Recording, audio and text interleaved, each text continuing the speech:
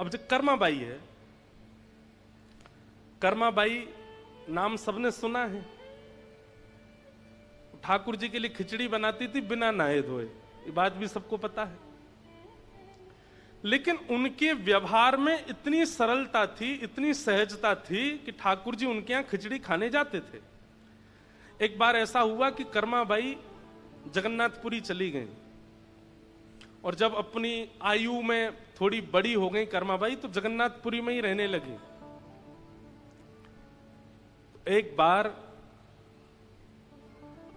अच्छा ये बात भी सबको पता था कि कर्मा के पास में महाप्रभु जगन्नाथ जी आते हैं। बहुत ध्यान से सुनिएगा सब लोग।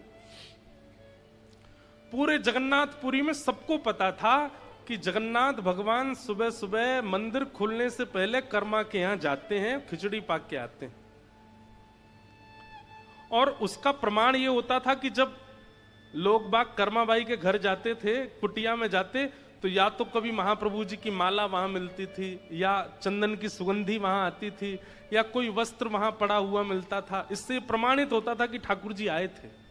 और फिर सब संत जन जाकर के कर्माबाई से पूछते थे, आज ठाकुर जी कैसे आए थे? फिर कर्माबाई सुनाती, आज ऐसे चल के आए थे, आज तो सुभद्रा जी को गोद में उठा के लाए थे, थक गई थी वो।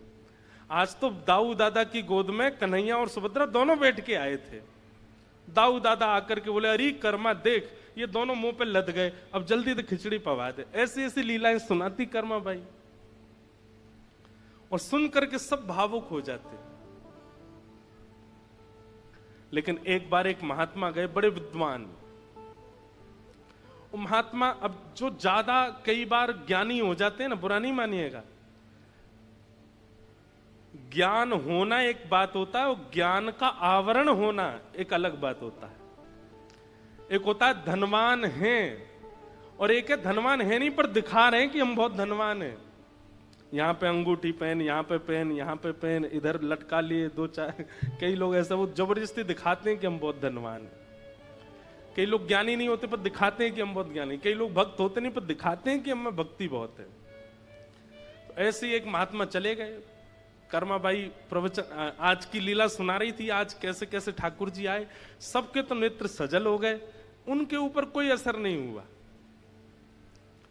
सब लोग वहां से जाने लगे। आज ठाकुर जी की खिचड़ी प्रसादी लेकर के सब जैसे जाने लगे, तो वो महात्मा बोले, सब चले जाएं कर्मा, फिर मुझसे एकांत में बात करना।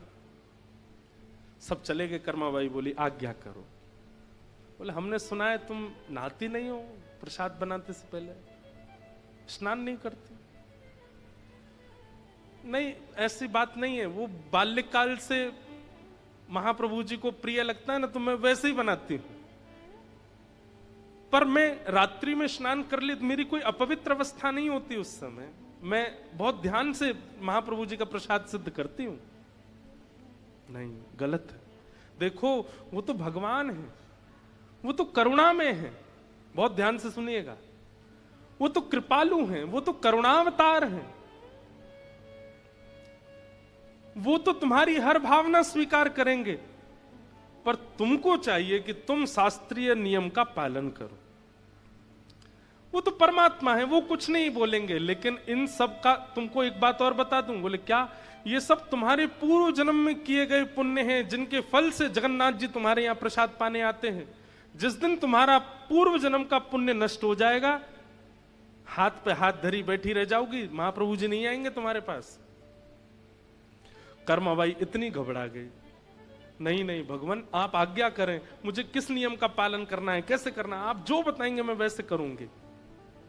महात्मा ने लंबा चौड़ा नियम बता दिए। सुबह उठा करो, उठने के बाद फिर शुद्ध जल में स्नान करो। उसके बाद फिर यहाँ महोदधि समुद्र है, समुद्र में स्नान करो। समुद्र से आने के बाद पूरा शरीर नमकीन हो जाएगा, तो एक बार फिर शुद्ध जल से स्नान, 3 बार तो स्नान करो। और स्नान करने के बाद गोपी चंदन घिसो, गोपी चंदन घिस करके ठाकुर जी को अर्पित करो, फिर अपने शीश पर लगाओ। फिर जिस चूल्हे में ठाकुर जी का भोजन बनता है, उस चूल्हे में बढ़िया पूजन करो, उस पर पुष्प अर्पण करो, अन्नपूर्णा मैया को प्रणाम करो। फिर अग्निदेव का आवाहन करके अग्नि प्रज्वलित करो, जो कढ़ाई है उस कढ़ाई पर चंदन लेपन करो चारों ओर, और उसके बाद उसमें जो अन्न पधराओ उस समय सुंदर वैदिक मंत्रों का उच्चारण करो, फिर उसमें नमक डालते समय रामरस भगवान को प्रणाम करो। फिर इनको इतना नियम बता दिया कर्माबाई को, और तब खिचड़ी बना के पवाना ठाकुर जी को। कर्माबाई बोली जो आज्ञा मैं करूंगी ऐसा ही करूंगी। दूसरे दिन कर्माबाई उठी, पहले तो घर में स्नान किया। अच्छा, स्नान का भी नियम है, ब्रह्म मुहूर्त से पहले देव नदियों में और या फिर समुद्र में स्नान करना निषेध है। ब्रह्म मुहूर्त से पहले यानी कि सुबह के 3:45 से पहले स्नान नहीं करना चाहिए देव नदियों में या समुद्र में। 3:45, 3:30, 3:45 से ब्रह्म मुहूर्त प्रारंभ होता, तभी आप स्नान कर सकते हो, क्योंकि उससे पहले देवता स्नान करने आते हैं। उस समय यदि आप स्नान करने के लिए जाएंगे तो ऐसी शास्त्र आज्ञा है कि फिर देवता थोड़े, भाई उनका समय है, उनको स्नान करने दो, अब आप स्नान करोगे तो फिर वो नहीं करेंगे। तो कर्माबाई पहले प्रतीक्षा करती, सुबह ब्रह्म मुहूर्त होता, फिर महोदधि स्नान करती, घर आके शुद्ध जल से स्नान करती। आज चूल्हा का पूजन कर रही है, अग्नि पुष्प आदि सब छोड़ रही है, अन्नपूर्णा मैया का स्मरण कर रही है, पतीला धर के उस पर चंदन लगा। इतने में ही महाप्रभु जी आ गए। महाप्रभु जी आ गए, सुभद्रा जी आ गई, बलराम जी आ गए, आकर के तीनों बैठ गए और बैठ कर कह रहे हैं, मां लाओ जल्दी प्रसादी लाओ। कर्माबाई बोले रुक जा रुक जा रुक जा, अभी कढ़ाई का पूजन चल रहा है। ठाकुर जी बोले हैं ये क्या हो रहा है, कढ़ाई का पूजन? सुभद्रा जी बोली आज देख रहे हो कर्मा के केश कढ़े हुए हैं, बढ़िया जूड़ा बना है, आज नहा धो के बना रही है। बलराम जी बोले वो सब तो ठीक है, हमारी मंगला आरती का समय हो रहा है, और ये कर्माबाई अभी तक ये कढ़ाई को ही पूजन कर रही है। उसके बाद अब उसमें दाल भी डाले तो कोई मंत्र बोले, उसमें चावल डाले तो कोई मंत्र बोले, नमक डाले तो कोई मंत्र बोले, हल्दी आदि डाले तो भी मंत्र बोले। इसी बात के लिए ठाकुर जी बार बार बोले जल्दी कर मां, मां जल्दी कर, इसीलिए उनका नाम कर्मा पड़ा। जल्दी कर मां, मां जल्दी कर। लेकिन ब्रह्म मुहूर्त निकल गया, ठाकुर जी की मंगला आरती का समय हो गया, और ठाकुर जी खिचड़ी आधी अधूरी पाकर के दौड़े श्री मंदिर की ओर, क्यों पुजारी द्वार खोल रहे हैं। और उस दिन ठाकुर जी ने कर्माबाई के प्रसादी को पूर्ण ग्रहण नहीं किया। कर्माबाई मंदिर गई, प्रणाम करके आई, ठाकुर जी से बोली जय जय, आज आपने आरोगा नहीं। बोले देख हमारी एक बात सुन, एक तो तैने आज बहुत विलंब किया, तैने बहुत समय लगाया, और दूसरी बात बुरी लगेगी लेकिन वास्तव आज तेरी खिचड़ी में स्वाद ही नहीं था, आनंद ही नहीं आया, हमको स्वाद ही नहीं लगा बिल्कुल भी। कर्माबाई बोली मैं तो आपके वैदिक नियमों का पालन कर रही थी, स्नान करके, ध्यान करके, समुद्र में स्नान करके, पूजन करके, अन्नपूर्णा प्रणाम ये सब करके। बोले वो सब दुनिया करे, तू मत कर, तू जैसे करती वैसे ही कर, अगर वैसे नहीं करेगी तो हम कल से नहीं आएंगे पाने के लिए, तेरे लिए वो नियम नहीं है। तुम तो कर्मा जैसे करती हो वैसे ही करो, उसमें कोई परिवर्तन करने की आवश्यकता नहीं।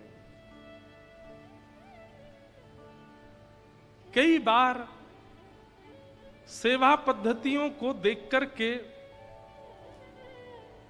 कई नियम और भाव का बात कह दी जाती, पर एक बात स्पष्ट मानिए, जो बुद्धि से, स्वभाव से, व्यवहार से बहुत सहजता में आ चुके हैं, चतुराई ने जिनको छुआ तक नहीं है, यदि वो इस प्रकार से सेवा भाव रखते हैं तो उसमें दोष नहीं है।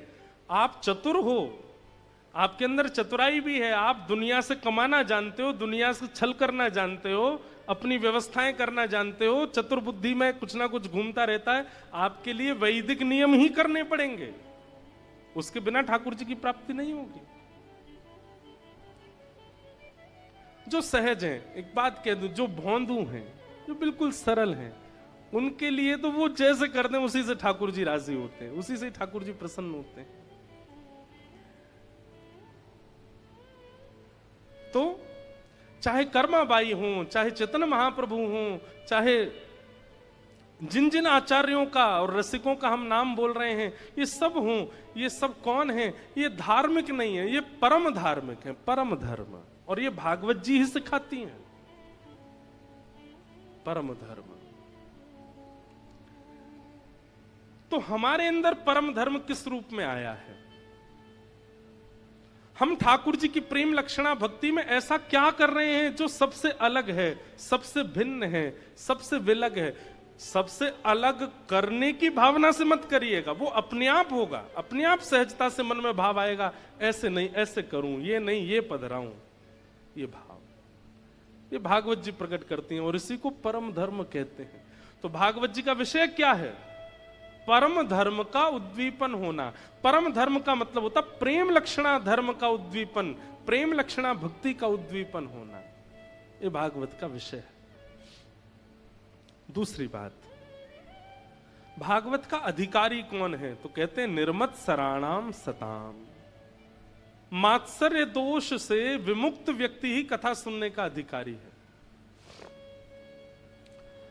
आपको यदि कथा समझ में नहीं आ रही है तो इस बात का यह प्रमाण है कि कहीं ना कहीं मात्सर्य चित्त में है। मात्सर्य का मतलब क्या होता है? ईर्ष्या। ईर्ष्यालु व्यक्ति को सत्संग समझ नहीं आता। ईर्ष्यालु, और एक और बात, समझ में तो सबको आता है पर समझी हुई वस्तु जीवन में लागू सबके नहीं होती है। समझ रहे हैं बात? आपने कथा में जो बात सुनी वो समझ तो आ गई, पर जीवन में लागू वो सबके नहीं हो पाती। वो उसी के होती है जिसके चित्त में मात्सर्य दोष नहीं होगा। और अगर कथा में सुनी हुई भाव गुरु के द्वारा की गई आज्ञा आपके चित्त में लागू नहीं हो रही है तो आप मात्सर्य दोष से युक्त हो, यह इस बात का प्रमाण है। आपके अंदर ईर्ष्या है, किसी की उपलब्धि देख करके, किसी की सुंदरता देख करके, किसी के गुण देख करके, सुन करके आप सह नहीं पाते। इसीलिए गुरु आज्ञा और भगवद आज्ञा आपके जीवन में आ नहीं पाती। तो यशोदा मैया ले गई राम जी को, कौशल्या मैया ले गई ठाकुर जी को। अब राम जी पहुंच गए कहां? गोलोक धाम, एक प्रकार से कहें तो वृंदावन। और वहां तो मधुमंगल श्री दामा तन सुखा मन सुखा धन सुखा। अरे लाला आज खेलन नहीं चलेगा हमारे संग? और यहां तो राम जी हैं, कन्हैया तो है नहीं। जी मित्रवर, आप सब आज्ञा करेंगे तो हम निश्चित आपके साथ चलेंगे। मन सुखा बोलो जी, कौन सी भाषा बोल लो लाला तू? ये शुद्ध हिंदी भाषा है। कौन सी भाषा लाला? ये कहां से सीखे आयो तू? मैया तेरो लाला बीमार है गो, मैया देख कहा बोल लो, हमें समझ में ही ना आ रही। और वहां साकेत पहुंच गए ठाकुर जी, और वहां राम जी के मित्र आए हैं सब। रघुकुल कमल दिवाकर दशरथ नंदन कौशल्या नंदन रामचंद्र भगवान को प्रणाम। ठाकुर जी बोले, मधुमंगल का बोल रहा इतकुआ मेरे पास? कहा इतना लंबो चौड़ो नाम कैसे बोल रहा है? अरे आज बड़ो सज धज के आओ, बड़े बढ़िया से लत्ता पहन के आओ, फट क्यों ना रहे तेरे लत्ता? यहां पे ला, पकड़ के सबरे लत्ता फाड़ दिए। वहां कृष्ण पहुंच गए। राम जी तो बड़े चिंतित हो गए, भैया ये कैसे लोग हैं, इन लोगों की भाषा कैसी है? ठाकुर जी को जबरदस्ती उठा के ले गए। अब वहां तो हमारे ब्रज में गाते हैं ना रसियाओं में,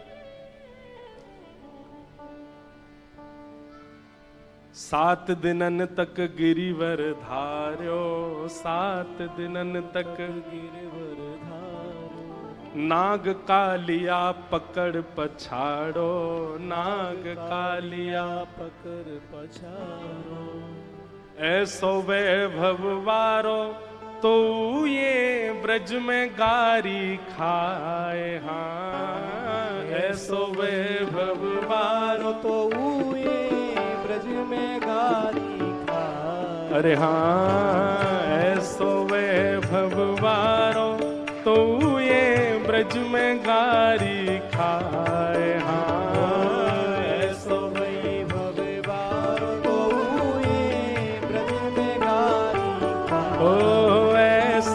चटक मटक सो ठाकुर, तीनों लोकन में नाय। ऐसो चटक मटक सो ठाकुर, तीनों लोकन में नाय। ओ देखो, अगर ये पद हमने ब्रज में गाया होता, एक भी बैठा नहीं होता। आप बैठे ही रहना, खड़े मत होना।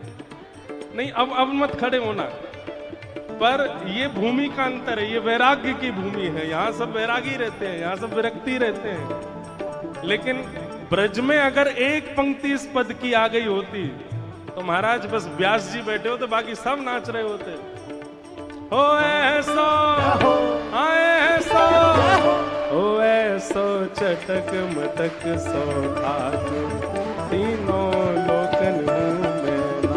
ओ ऐसो चटक मटक सो ठाकुर, तीनों लोकन में। ओ ऐसो चटक मटक सो ठाकुर, तीनों लोकन में नाय। ओ ऐसो चटक मटक सो ठाकुर, तीनों लोकन। वैसे मुझे केवल एक पंक्ति गा के कुछ प्रमाणित करना था। अब पूरा पद तो गाना नहीं, बैठ जाओ सब। बोलो वृंदावन बिहारी लाल। तो ये तो बड़े चंचल हैं। महाराज दशरथ जी ने बुलाया, राघव जल्दी आओ, भोजन का समय हो गया। गोद में बैठ करके प्रसाद पाने की आदत है ठाकुर जी की, लेकिन राम जी तो बगल में आसन पर बैठते हैं, छोटी चौकी पर छोटी थाली में भोजन आता है। बड़ी थाली में दशरथ जी पाते हैं, छोटी थाली में राम जी पाते हैं। ये तो बड़ी मर्यादा में रहते हैं, लेकिन हमारे ठाकुर जी तो गोद में चढ़ के पाते हैं। जाते ही कूद पड़े दशरथ जी की गोद में।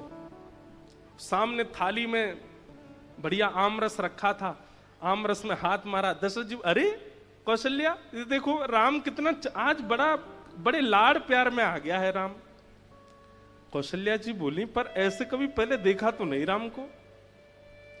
लेकर के आमरस वो तो खाने लगे और आंख मुंह बनाने लगे। अरे मैया, ये तो बड़ो खट्टो सो आम है। कौशल्या मैया आश्चर्य कर रही है, ये कैसे बोल रहा है। अब कहां करूं, आम तो मुंह पे खबनाए रहे हो, ये आम रस तो मुंह पे ना खबरो। तो आम रस लेकर के दशरथ जी की दाढ़ी से लगा दियो।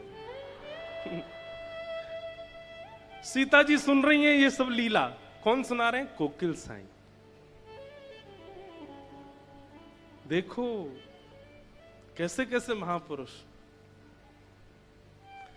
उनको ये चिंता हो गई कि सीता जी का मन कैसे लगता होगा लंका में, तो मैं उन्हें लीला सुनाऊं, मैं उन्हें भाव सुनाऊं।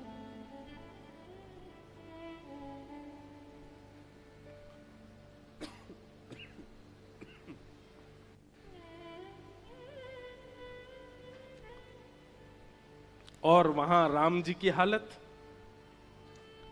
सब्र पकड़ के ले गए उनको जमुना जी पे। अरे लाला चल, आज हमारी घुड़सवारी करवे को मन है, रो तू घोड़ा बन जा। राम जी हाथ जोड़, जी प्रिय मित्र, मैं महाराज दशरथ से कहकर के घोड़ा मंगवाता हूं। मधुमंगल सीता बोली, लाला तेरी एक तो वाणी कचू है गयो है, हमें तो ने को उरास ना है यारो। अरे कहा कह रो, कहां तो घोड़ा मंगवा, तू ही बन जा घोड़ा। राम जी को ही घोड़ा बना दिया। मधुमंगल सीता में सब बैठ गए ऊपर, ठाकुर जी की दो चोटी बना दी। बोले ये हमारी लगाम है, चल घोड़ा टुक टुक चल। राम जी रोने लगे, हे मां कौशल्या आप कहां हो, ये मैं कहां आ गया हूं। ऐसी स्थिति बन गई। अंत तो गत्वा यशोदा मैया ने सोची, मेरो लाला ऐसो सीधो साधो कैसे है गयो। और वहां कौशल्या मैया सोच रही, हमारा लाला इतना इतना उद्यमी कैसे हो गया। और जैसे ही दोनों के नेत्रों में गंभीरता से देखा, वहां कौशल्या मैया को, अरे ये तो यशोदा जी का लाला है। और यशोदा मैया को पता चली, अरे ये तो कौशल्या जी को लाला, गलती से आ गए घर पे। बताओ, गलती से किसी का फोन अदला बदली हो सकता है, पर्स अदला बदली हो सकता है, बच्चे अदला बदली हो सकते हैं, पर भैया ये दोनों एक से हैं, इनमें कोई अंतर नहीं। हो गए अदला बदली। दोनों मैया लालाओं को लेकर के गई, बीच मार्ग में दोनों मिल गई। कौशल्या मैया बोली, अरे बहन देखो तुम्हारो लाला मेरे संग चलो गयो। बोले हाँ आपको भी मेरे संग, लो पकड़ो अपने बंदर को, इतनो ऊधम मचावे, पूरी साकेत में ऊधम करके आयो है। यशोदा मैया भी बोली, तुम भी पकड़ो अपने माटी के मठोना है, कछु करे ही ना है, हंसे ना बोले ना, बैठो रे चुपचाप। अब ये लीला सुनकर के सीता जी का कम से कम मास भर का 1 महीने का विरह दूर हो गया। सीता जी इतनी प्रसन्न है। अब ये लीला त्रेता की नहीं है, इस कलिकाल में एक महापुरुष हुए जो नित्य अपनी मानसी में जाते हैं और सीता जी का विरह दूर करके, उनसे सुना नहीं गया, सहा नहीं गया कि सीता जी को विरह कैसे हो सकता है। तो ऐसे कोकिल साईं, उनका चरित्र स्वयं स्वामी शेखरानंद जी महाराज ने लिखा। कहते हैं 17 वर्ष तक एक दिन भी बिना नागा किए नेत्रों से आंसू गिरते रहते थे सीता जी के वियोग में, सिया जी के वियोग। उनको उनका वियोग दूर करके आते, कहते उनका वियोग अपने ऊपर लेके आ जाते और विरह में रहते। और वृंदावन में वास करते थे और आपका नियम था अपने ठाकुर जी का दर्शन किसी को नहीं करवाते थे, अपने सेवा के ठाकुर जी के दर्शन नहीं कराते थे। आप जैसे अगर चले गए उनके यहां, आपने कहा हम हरिद्वार से आए, आइए आओ बैठो बैठो, आज लाओ इनके लिए थाली लगाओ, रोटी पवाओ, दाल चावल पवाओ, कढ़ी पवाओ, ये पवाओ, गुलाब जामुन पवाओ, और कोई जरूरत आपको नहीं, आपके ठाकुर जी का दर्शन। अच्छा रुको रुको रुको, दक्षिणा दो, वस्त्र दो, आभूषण दो, जो चाहिए सब ले लो, और अंत में कहते ठाकुर जी का दर्शन नहीं कराएंगे। बोले आपने इतना सब कुछ क्यों दिया? बोले इसलिए दिया कि कुछ ठाकुर जी से मांगना नहीं, जो चाहिए मुझसे ले जाओ, हमारे ठाकुर जी से कुछ मत मांगना, उनको संकोच में मत डालना।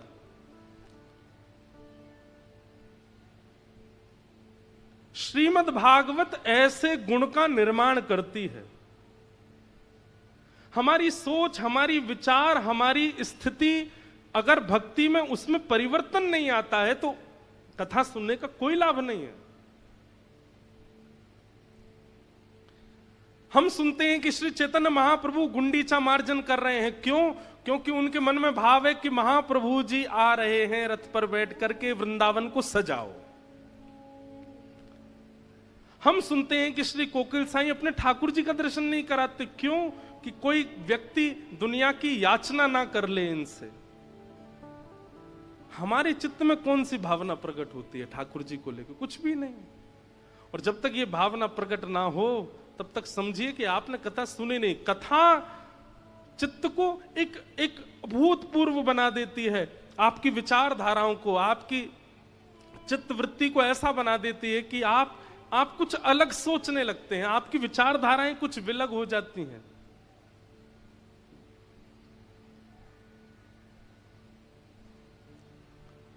ये भागवत का विषय है।